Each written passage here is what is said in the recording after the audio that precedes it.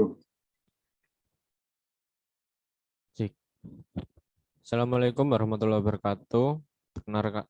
Perkenalkan, kami dari kelompok 7, Brantas Abipraya, akan mereview 2 jurnal tentang geoteknik. Sebelumnya, perkenalkan nama anggota dari kelompok 7. Yang pertama, saya Reza Yuyun Mahendra dengan NPM 20035010045. Saya Tia Farah Sabina Tunaja dengan NPM 20035010046. Saya Siti Fatiani Tribunda dengan NPM 20035010070. Saya Farida Purnomo dengan NPM 20035010078. Saya Alfonsus Fung Abimanyu Wicaksono dengan NPM 20035010079. Saya Muhammad Farizai Junior Effendi dengan NPM 20035010001. Saya Fitra Alvisa Alam dengan NPM 20035010090. Saya Muhammad Taufikul Mukmin dengan NPM 20035010091. Saya Belayu Permatasari dengan NPM 200350197. Kenalkan, nama saya Dwi Lutfil Hakim dengan NPM 20035010103. Kemudian, judul dari jurnal yang pertama, yaitu Rekayasa Geoteknik dalam Desain Dam Timbunan Tanah. Dam timbunan tanah pada tanah dasar lunak dikonstruksi dengan tahapan menurut prapembebanan pada tanah dasar lunak dan kelebihan tekanan air pori berkurang selama konstruksi. Jadi, peningkatan kekuatan geser dam hasil dari konsolidasi pada tanah dasar dan dam itu sendiri. Metode elemen batas menguntungkan terhadap berbagai metode yang dapat dilakukan dengan pendekatan simulasi kondisi kerja pada struktur. Tahapan konstruksi dapat dilakukan dengan FEM pada perhitungan perilaku tegangan-regangan, konsolidasi, dan proses keruntuhan sampai keruntuhan total.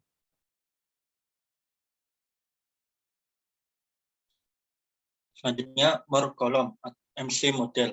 Berdasarkan fakta bahwa pemadatan tanah kurang atau lebih mempunyai gabungan kekuatan butiran yang tinggi dengan efek tarikan dan tegangan lebih besar dari keadaan konsolidasi normal pada tegangan tertekan lebih rendah daripada tegangan prakompresi isi. Selanjutnya, material model pada dam timbunan tanah atau earthfill dam. Untuk tujuan penyederhanaan analisa, earthfill dam pada model ini diasumsikan sebagai homogenitas dan dibangun pada lempung berpasir pada tanah dasar lapisan lempung lunak dan pasir halus. Konstruksi earthfill dam dibagi 5 tahapan dengan masing-masing tahapan dikonsolidasikan selama 30 hari.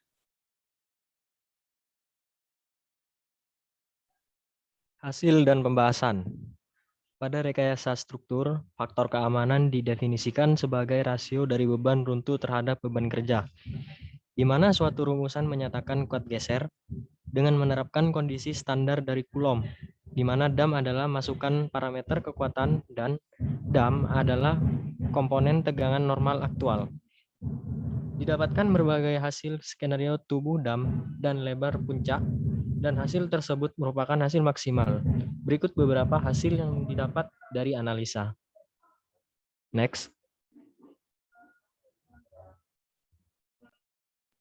Yang pertama, perilaku tegangan regangan. Besaran dapat diberikan pada setiap titik tegangan yang dihubungkan pada jaringan elemen. Sedangkan deformasi dan penurunan dapat juga ditentukan pada setiap waktu konstruksi.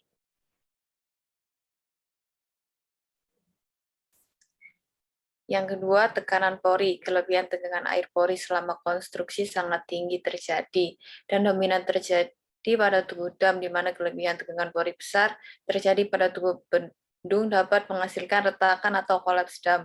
Segera setelah lapisan timbunan diletakkan, kelebihan tekanan pori segera meningkat dan setelah itu berangsur hilang untuk waktu konsolidasi diberikan.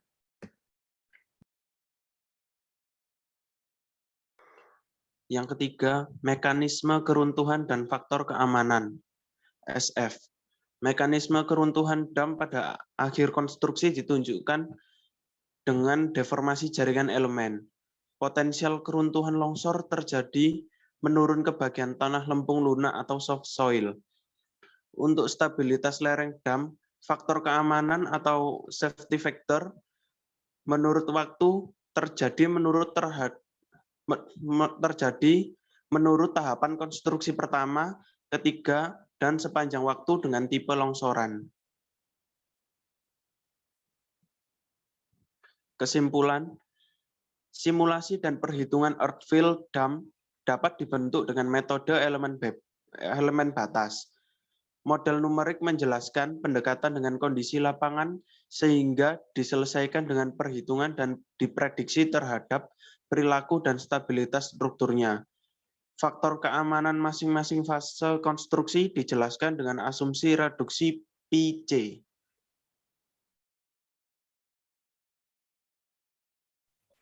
Jurnal yang kedua yaitu pemeriksaan kekuatan tanah dengan perkuatan anyaman kawat.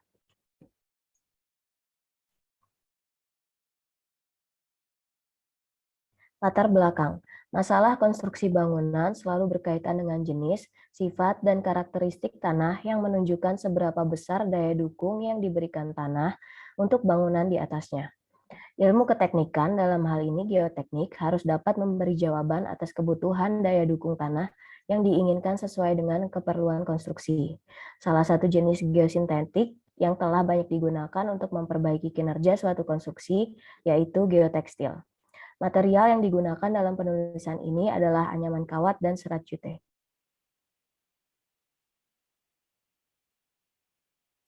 Landasan teori, ada struktur dan sifat mekanisme tanah, klasifikasi tanah, keruntuhan pada lereng, pengujian kuat geser tanah dengan triaksial, metode program Praxis, perbaikan tanah, reinforcement.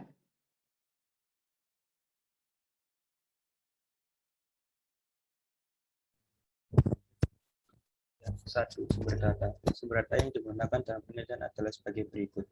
1. Data primer. Data primer merupakan data yang diperoleh langsung dari penelitian yang akan dilakukan. 2. Data sekunder. Data sekunder merupakan data yang diperoleh dari literatur atau buku-buku referensi yang digunakan sebagai bahan acuan dalam penelitian ini. 2. Bagan alir penelitian. Pertama, mulai pengambilan sampel, pemeriksaan sifat-sifat fisik tanah, analisa ringan, kadar air, berat spesifik, batas batas konsistensi tanah, penentuan klasifikasi tanah, pengujian kondisional, pengujian triaksial terhadap tanah, kemudian hasil. Hasilnya yaitu hasil uji karakteristik tanah, klasifikasi tanah, hasil pengujian laboratorium, hasil pengujian triaksial, hubungan antara beban dan faktor keamanan. Next.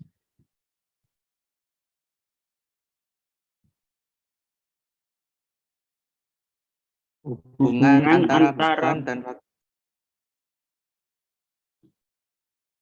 hubungan antara beban dan faktor keamanan. 1. Pemodelan tanah pada program Praxis 2 dimensi yaitu menggunakan tanah asli. 2. Pemodelan tanah pada program Praxis 2 dimensi menggunakan satu lapis tanah. Yang ketiga, pemodelan tanah pada program Praxis 2 dimensi 2 lapis. 4. Pemodelan tanah pada program Praxis 3 dimensi 3 lapis. 5. Pemodelan tanah pada program Praxis 2 dimensi 4 lapis. 6. Pemodelan tanah pada program Praxis 3 dimensi 5 lapis. 7. Perbandingan faktor keamanan tanah asli dengan tanah yang diberi perkuatan hingga 5 lapis perkuatan. Dari hasil yang didapat bahwa semakin bertambahnya beban, maka semakin menurun pula faktor keamanan.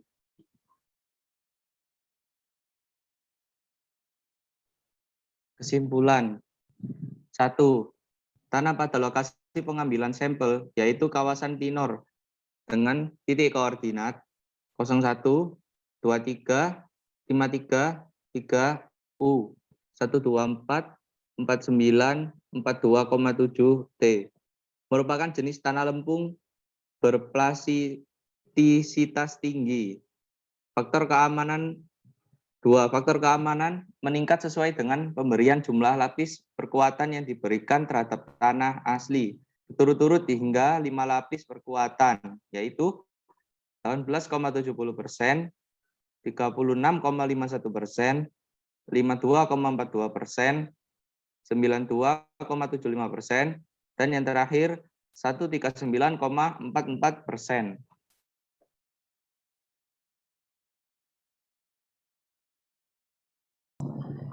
Sekian review jurnal dari kami kelompok 7 Perantasa Bibraya dengan judul jurnal pertama yaitu Rekayasa Geoteknik dalam Desain Dam Timbunan Tanah, dan jurnal kedua Pemeriksaan Kekuatan Tanah dengan Perkuatan Anyaman Kawat.